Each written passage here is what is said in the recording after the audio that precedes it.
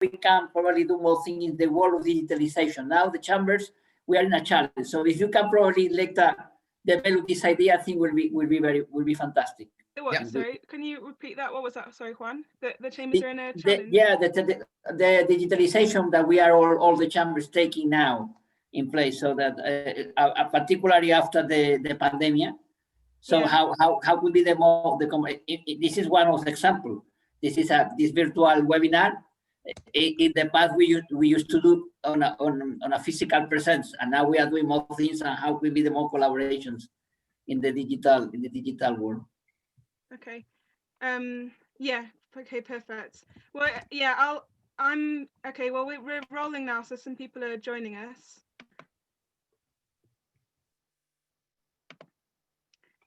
Thank you, everyone who's joined us so far. We're just going to begin in a couple of minutes. We're just waiting for some more people to join as well.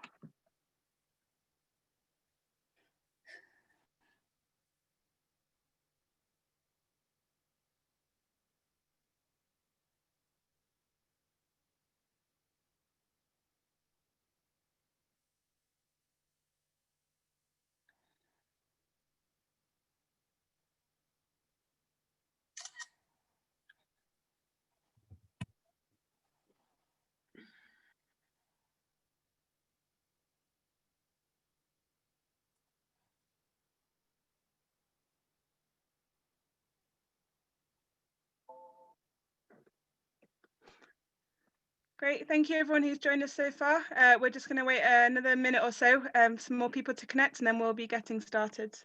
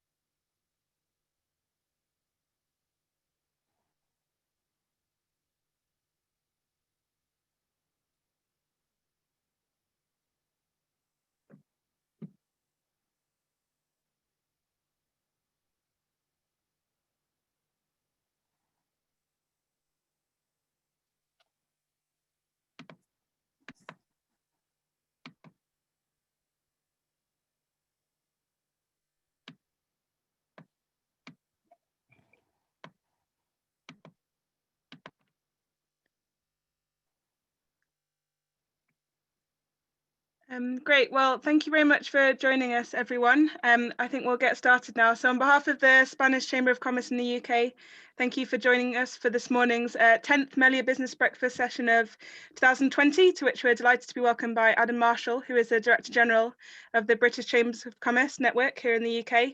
I'm just going to we're really pleased to be able to do lots of kind of online collaborations in this way, particularly between the different chambers. We haven't really worked with the British Chambers of Commerce before, so this is really fantastic. Obviously ourselves as an international chamber of commerce, so we're really honoured to have Adam with us today, and we're really looking forward to hearing from him what he has to say. Actually Adam is a Spanish speaker too, so for all of you Spaniards who've joined us, if you have any questions you would like to ask Adam in Spanish, do feel free to go ahead and go for it. I'm now going to pass over to Juan Botín, who is the Vice President of the Spanish Chamber, to give some opening remarks. Good morning to all. Buenos días a todos. Mi nombre es Juan Botín. Thank you very much for being with us virtually at this 10th Meliá Business Breakfast webinar. I take the opportunity to thank our patron Meliá for its conditional support during this last month. It is an honor for me to introduce you to Adam Marshall at the webinar today. Adam Marshall was appointed Director General of the British Chambers of Commerce in October 2016. His principal role is to represent and champion the interests of accredited chambers of commerce, a database of thousands of business members, covering every size and sector of business, and employing over 5 million people in the UK. Previously, Adam served as the BCC's Executive Director for Policy and External Affairs between July 2009 and March 2016, and as acting director general between October 2016. Prior to joining BCC, Adam helped start the Center for Cities, build commercial link between industry and universities, and work in the broadcast media. He holds a BA from Yale University, an MPhil and FPD degrees from the University of Cambridge. Adam is a national of the UK and the USA. We will be fortunate to hear from Adam to discuss the effects of the coronavirus on the British business community, as well as the impact of the pandemic combined with the new Brexit scenarios and the challenge ahead to continue to maintain a successful business relationship between Spain and the UK from January 2021.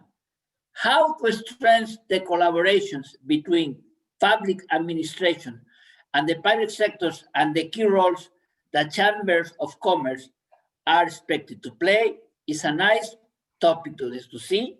Finally, we can learn from Adam how the British Chambers of Commerce are acting on these issues and how we can intensify the business relationship between our chambers of commerce in the UK, particularly in this world of digitalization. Many thanks again, Adam, for joining us this morning. And now I hand over to you. Bueno, pues muchísimas gracias, Juan, señor vicepresidente. Señoras y señores, muy buenos días. Good morning, everybody. It's a pleasure to be with you here this morning. Y tengo que dar las gracias a la Cámara Española por la invitación de intervenir ante ustedes hoy. It's a really important moment for all of us and for the relationships between the UK and Spain. And I think, as you said, Juan, that the relationship between the two countries and the links between the two countries are so important, and they will remain extraordinarily important, whatever happens in the negotiations on Brexit during the hours and the days that are coming ahead of us. For me, those connections are not just professional, they're also personal. My in-laws live in the city of Valencia, and I would say very definitely that the Comunidad Valenciana is my second home. And I think that the links between Spain and Britain remain so strong because of the depth of both personal and professional connections. And I am confident that we, as part of the Chamber of Commerce network, will be able to maintain them for many, many years to come. Colleagues, I've been asked to say a few words of introduction today on 3 or 4 themes, but really what I'm most looking forward to is the conversation we can then have thereafter on any questions arising or any topics that members of the Spanish Chamber in the UK wanted to bring forward. So I'll try to keep my opening remarks relatively brief and look forward to discussion. First, I've been asked to talk about the Brexit situation. Of course, like all of you, I am watching the news headlines very carefully. I'm speaking with many people inside UK government and many experts outside as well. But I have to admit that I'm not surprised that we find ourselves in this place. So many negotiations in politics, as in business, do tend to go down to the wire. I suppose for us in business, the big difficulty is it's incredible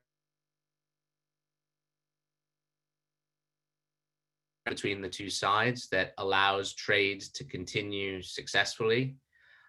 We do want as well urgent answers to the real world questions that so many businesses are now facing. And we know that without that information, levels of business preparedness won't be as high as they otherwise might be. I'm just going to stop my video for a moment because I believe my connection is a bit dodgy. Bear with me.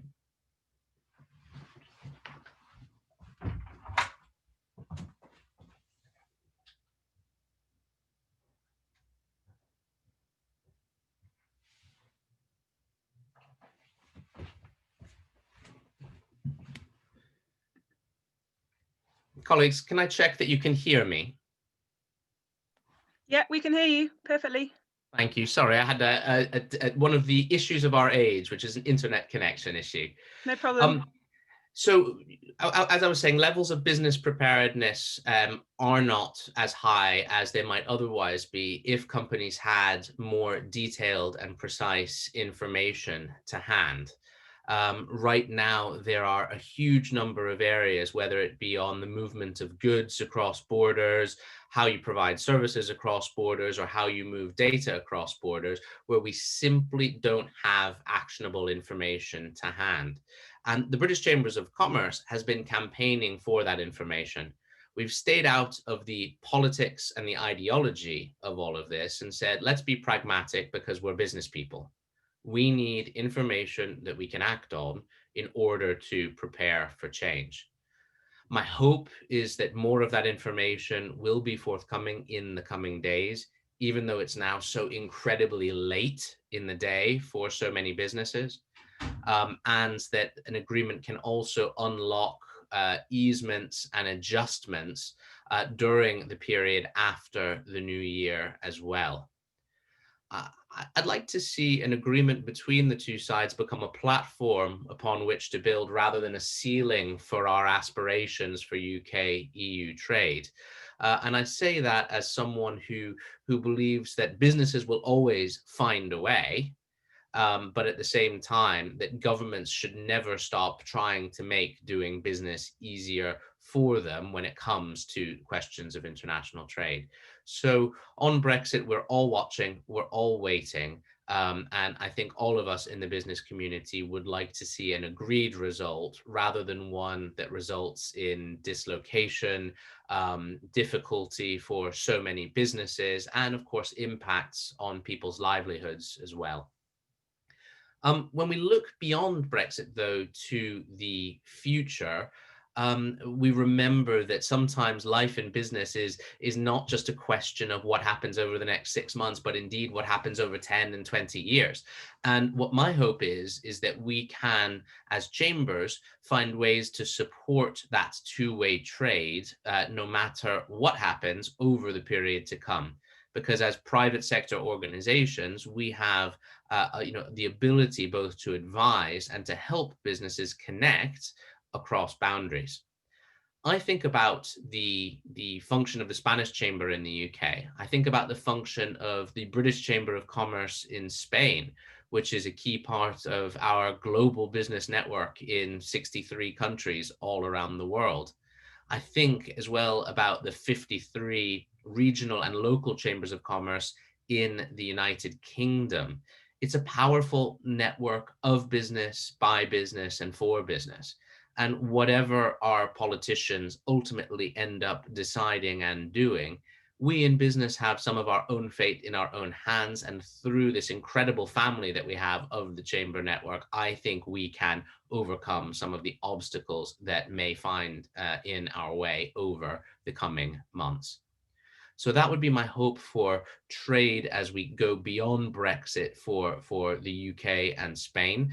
There are so many sectors and so many interests that bring us together, whether they be in food and drink, whether they be in tourism, whether they be in investment, in infrastructure, in renewable energy, and so much else besides. There are opportunities in both countries, and I believe an appetite amongst business people on both sides to continue bringing those opportunities together.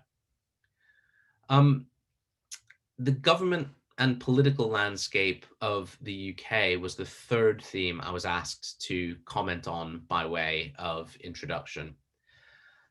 Right now, I think it's fair to say, particularly for those of you who are doing business here at the moment, that the only thing that is certain is uncertainty.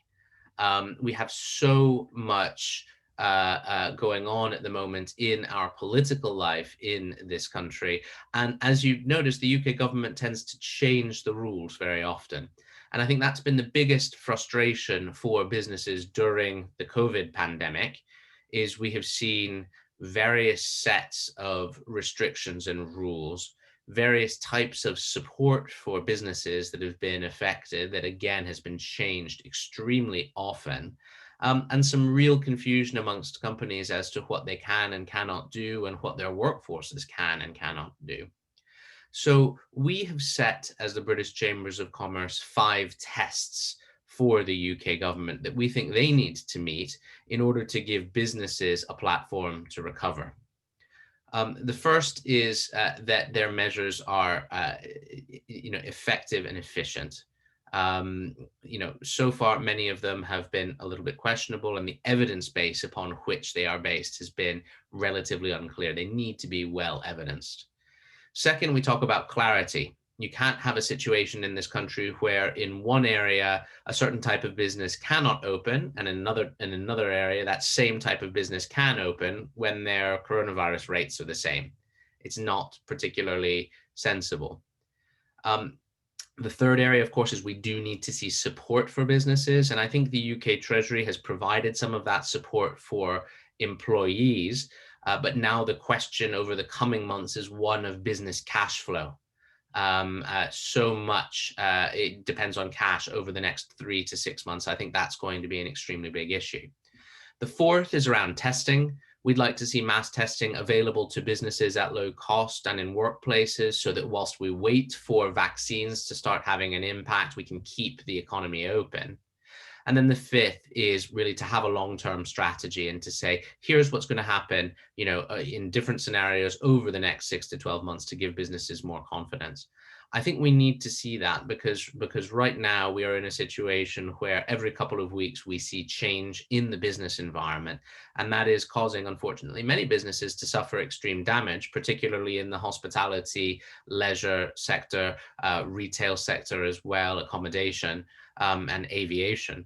But there are others too who are suffering, and in supply chains for those sectors. And I think all of this needs to be calmed down and get to a point where we see businesses able to reopen and stay open and be able to rebuild their demand. Over the longer term, I think what we'll see in the UK is that government will play a fairly significant role in the economy for an extended period of time, maybe the next 5 years at the very least. The big state is the result of the pandemic, not of any political or ideological choices, I don't think, but there are going to be some very big projects coming out as a result of the pandemic and the need to jumpstart the recovery. So I think in capital expenditure on infrastructure, on renewable energy and moves towards lowering carbon emissions, and much more besides, there will be a lot of business opportunities in the UK over the coming months, and many opportunities to build new types of international supply chains as well for those projects. So whilst there's going to be big government for a period of time, there is not big strategy yet to go with it, and we are looking very much to see that happen.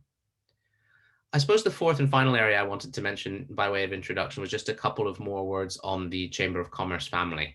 I've been privileged to be a part of it for the last 12 years, and I'm coming to the end of my tenure as Director General of the BCC in March of next year.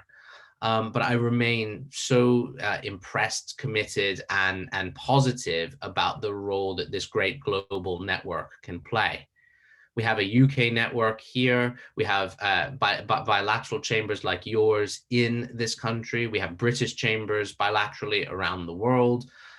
We have the International Chamber of Commerce and the World Chambers Federation too, bringing together different national chamber organizations literally clear across the world. And I think that that family gives rise to business opportunity. And as we work more in this slightly different way, I actually think chambers around the world and between countries can become closer together. Before we began today's session, Juan and I were talking briefly about digitalization and the challenges and opportunities that it poses. I think for chambers, there is major opportunity in being able to bring together business people who might be able to initiate or even conclude trade between them in a new way, because we've become comfortable now with this new way of working. And I know that the Chamber Network will rise to that challenge. I'm already seeing virtual trade missions popping up across the world and people doing business off the back of them. And as I conclude my time over the coming months with the Chamber family, I just want to say that I think it has a bright and important future. On that note, a note of optimism, may I hand back to colleagues at the Spanish Chamber, and I look forward to the discussion to come.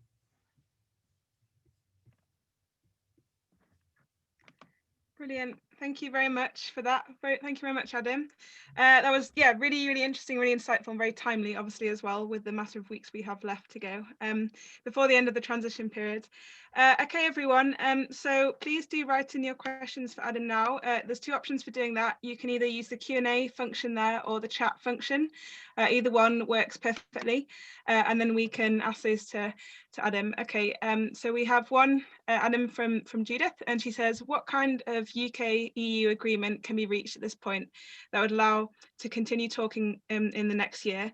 What does that look like a sort of hidden extension of the transition period? And that's a good question. Well, thank you, Judith, for the question. I think both sides politically have been very clear that that extension of the transition period that we have right now is unlikely to occur. The UK side has been particularly voluble about that. What we're looking for, first of all, of course, is an agreement. But as I said previously, an agreement that is a foundation. I believe the UK and the EU will continue talking, and indeed will need to continue talking over many years, just as many other dynamic trade relationships involve continued discussion and continued negotiation.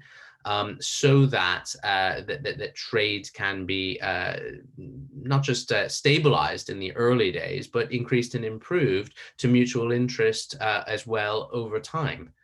In the new year, what would be very helpful, I think, to businesses on both sides is that in very specific technical areas, the UK and the EU both look at easements or simplifications or some way to help their businesses, again, on both sides, adjust to this new relationship. It's a very, very big change for companies to undergo, and only a minority say that they are as ready as they can be because they've been fighting the pandemic throughout the past year, and the attention, understandably, has been on survival rather than on Brexit preparation.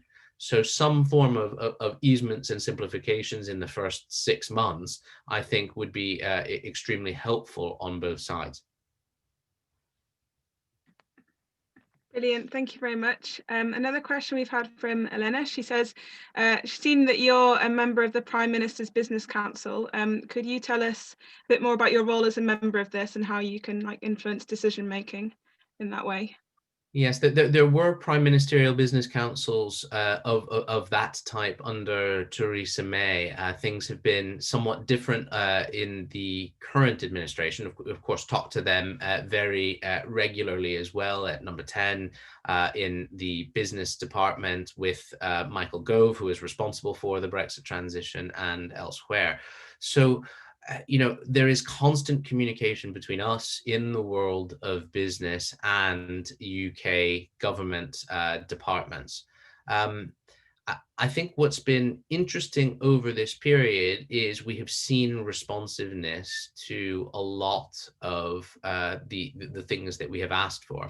We said, for example, that businesses needed support on cash flow and employment costs when the pandemic hit, and we were involved in making sure that the schemes that came up from the UK Treasury actually helped businesses with both of those. There are business rates holidays for some of the worst affected sectors, which we had called for, and postponements to VAT and tax payments that companies might have otherwise had to make rather than pay their employees. So I think that we as chambers and as business organizations have a voice that is heard and listened to inside government. Indeed, we meet very regularly with the Chamber Chief Executives from across the United Kingdom, and tomorrow a senior official from number 10 is joining our call because they want to understand what is going in business on the ground, what is happening at this particular moment in time, in addition to hearing our ideas on how we can help and our ideas on what they need to do in order to make the environment as strong as possible for businesses too. Perfect, thank you. Okay, another question we've had is, how do you see the future of business travel changing, particularly between the UK and the EU next year? I guess that's obviously two things to bear, obviously after Brexit and also after the coronavirus as well, and the way that's changed the way that we work quite a lot. Well, I'll start with the COVID changes, if I may. One of the campaigns that is very, very important for us, particularly given the evidence that's been presented over the past couple of days, including by the EU health authorities, is to stop the damage being done by quarantines here in the UK. The evidence suggests that they don't make a very significant difference on coronavirus transmission, but they are destroying the aviation and travel sector. They are hurting the tourism sector in both countries very, very significantly. And particularly given the importance of tourism and travel to the Spanish economy, I'm sure that that impact is felt very heavily in many parts of Spain, just as it is amongst the businesses here who are in tourism and travel. So I'd like to see travel change for the better in the new year with reduction or elimination of quarantines on the UK side, and the introduction of pre-departure testing as well as being something so that people, when they arrive at their destination, can present a recent test if that is required, or indeed proof of vaccination in order to go on their way and continue their business affairs. So we've been campaigning hard on that. On the Brexit side of the equation, obviously for those of us who are British passport holders, life is going to become a little bit more difficult than perhaps it was previously. I would hope that many EU governments will take similar steps to those introduced by Portugal, which is to find ways to process UK visitors very quickly through their airports and seaports. I think that will be an important step.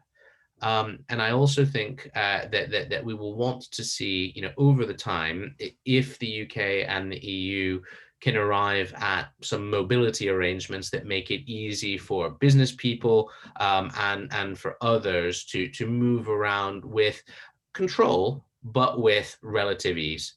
And replicate some of the positive conditions that have been important to businesses on both sides.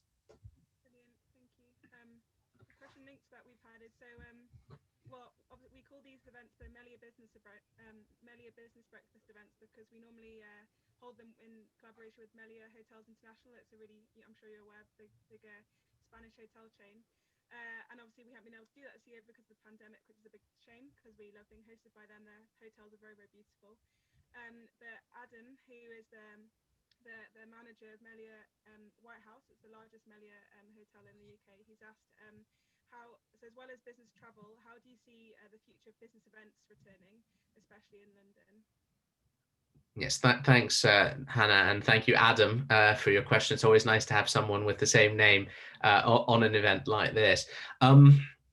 I'm worried about London and central London right now. Our Chamber of Commerce in London has warned that the levels of activity in the central activity zone, so the West End, the City, Canary Wharf, etc., remain extremely low.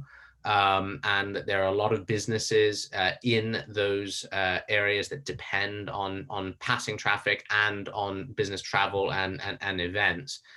Who are going through an extraordinarily tough time. Unfortunately, I think this is at its most acute in the UK, in London.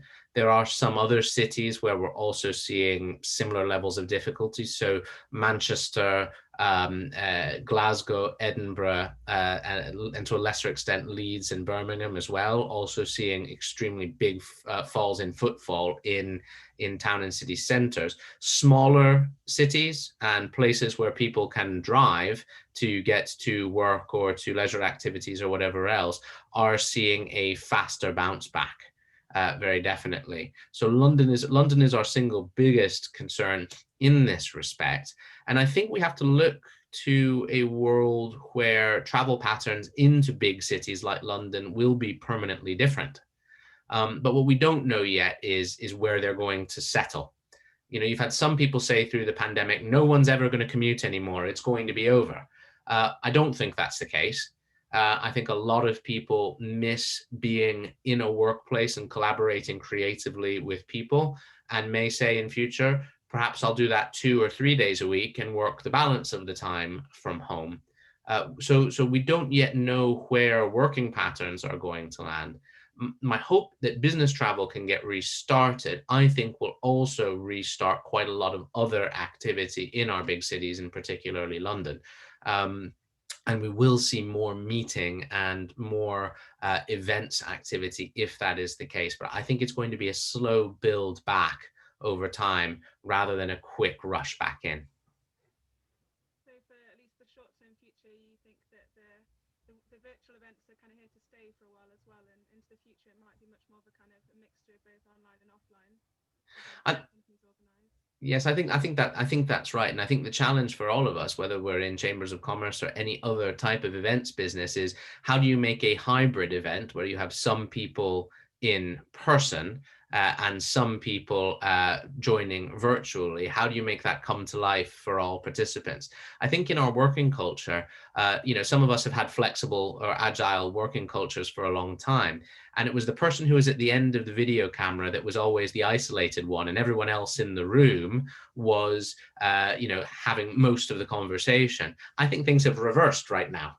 Actually, people who are on the video chat tend to have more of the conversation right now, and the people in the room feel a little bit disconnected. So again, we will see some of that, how it changes, I think, develop over the coming months and years. Fair enough, no, quite agree. I'm sure you guys have to at the British Chambers of Commerce. We've certainly been having a bit of a play when we've been able to this year with the mixture of hybrid and the kind of hybrid events, we called them, a mixture of online and offline. They certainly present some challenges. Another question we've had is, will I be able to move skilled staff from my company between the UK and Spain from next year onwards, as in like kind of staff transfers? Do you think that will get significantly harder, or? And I'm having some difficulty hearing your questions because I think your microphone's gone very faint. But I think I heard a question about staff transfers. I just wasn't sure in which direction the question was asked. Was it from Spain to the UK or the other way around? Can you hear me now? Yes. Okay. So I think it was both ways, to be honest. Okay. Look, I think I'm better placed to comment on staff transfers to the UK because we've been working extensively on what the future migration system for the UK looks like. And the promise that we were given is that it will be fast in making decisions, increasingly digital in terms of the way it works, and relatively streamlined for businesses who are making applications so that they can move people. And those are the promises that I'm going to hold the UK government to when it goes live on the 1st of January. I think that if you're dealing with staff transfers of skilled individuals who are paid above the minimum salary threshold, I actually believe that the new system provides businesses with a fair degree of flexibility. But it will require an application, of course, and it will require the payment of costs and fees, which, of course, we don't love. But at the very least, I think a business that has an essential need that it cannot fill in the local community or it cannot fill in the UK, or indeed if it's a company that needs to do intercompany transfers from one country to the other, should be able to do so into the UK with relative ease. And we'll be keeping a close eye on the system to make sure that's the case.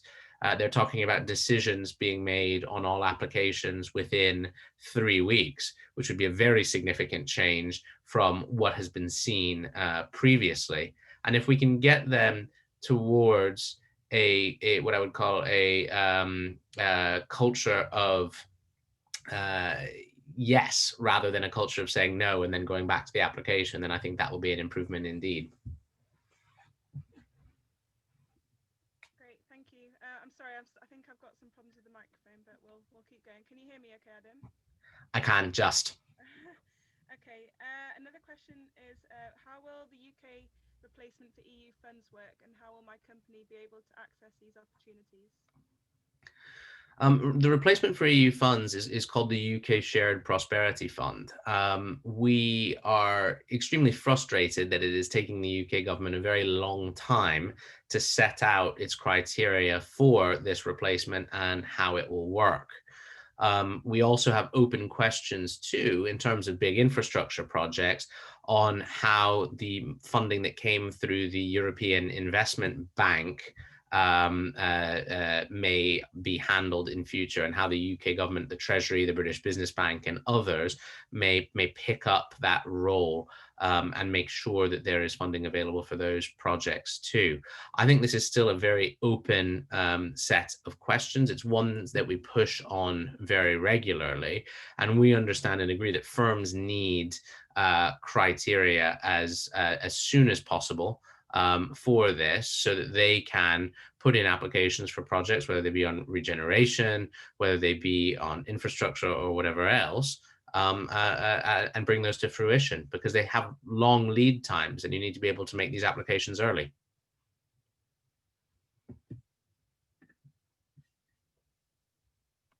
Great, thank you very much.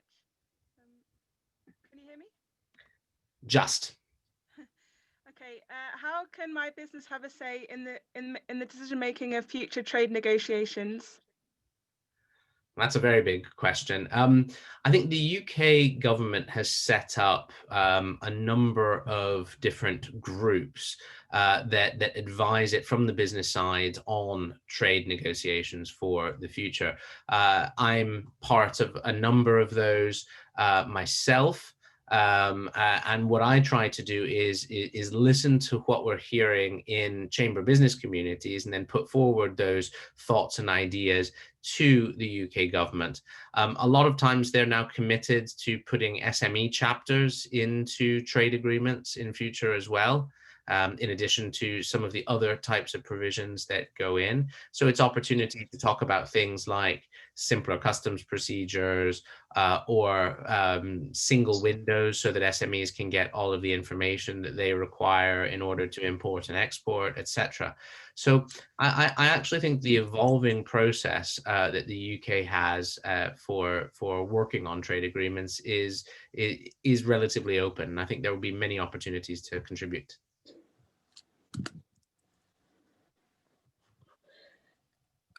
Brilliant, thank you very much. Another question we've had is, how can the British Chambers help small businesses facing the new customs procedures after the 31st of December? Well, what we've done as a chamber network in the UK is we've started a business ourselves called Chamber Customs, which you can see at chambercustoms.co.uk.